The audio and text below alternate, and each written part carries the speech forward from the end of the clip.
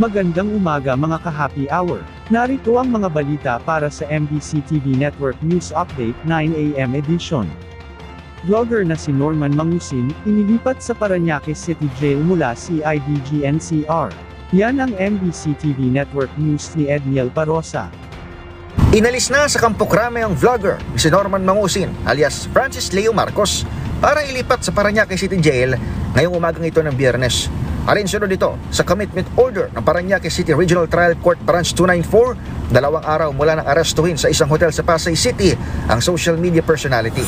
Nung hinuli natin siya, automatic yun kapag after na mai-return natin yung warrant, maglalabas ng commitment order yung korte na ilipat namin doon kung saan siya nakasuhan, which is Parañaque. Ang nakaano doon is Parañaque City Jail.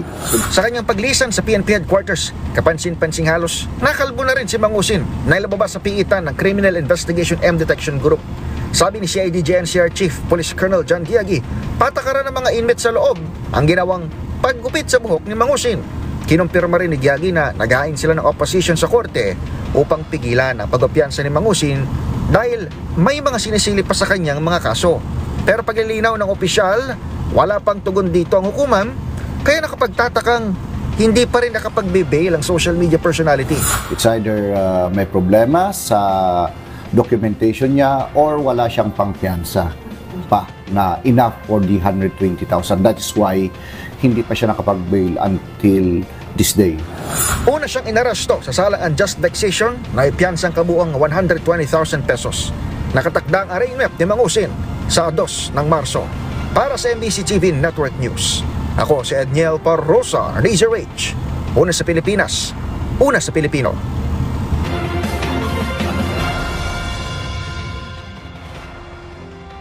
Sa iba pang balita, Armed Forces Chief at iba pang matataas na opisyal ng Iran, nasawi sa US-Israel airstrikes. Nasawi ang Armed Forces Chief of Staff na si Abdolrahim Musavi, kasama ang ilang matataas ng opisyal ng militar matapos ang pag-atake ng United States at Israel kontra sa Iran. Batay sa inilabas na listahan ng State TV, kabilang din umano sa mga nasawi sina Defense Minister Aziz Nasrzadeh, Revolutionary Guards Chief Mohammad Pakpour, at Defense Head Ali Shamkhani.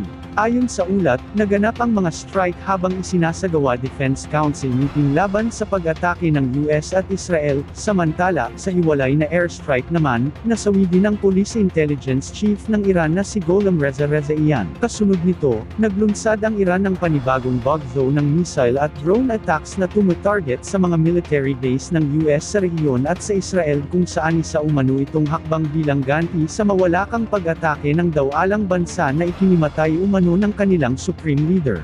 Kabilang sa mga tinarget ang 27 base ng US sa rehiyon, gayon din ang military headquarters ng Israel at isang defense industries complex sa Tel Aviv. At yan ang mga balita para sa MBC TV Network News Update 9 AM edition. Abangan ang mga susunod na balitaan mamaya para sa 10 AM edition.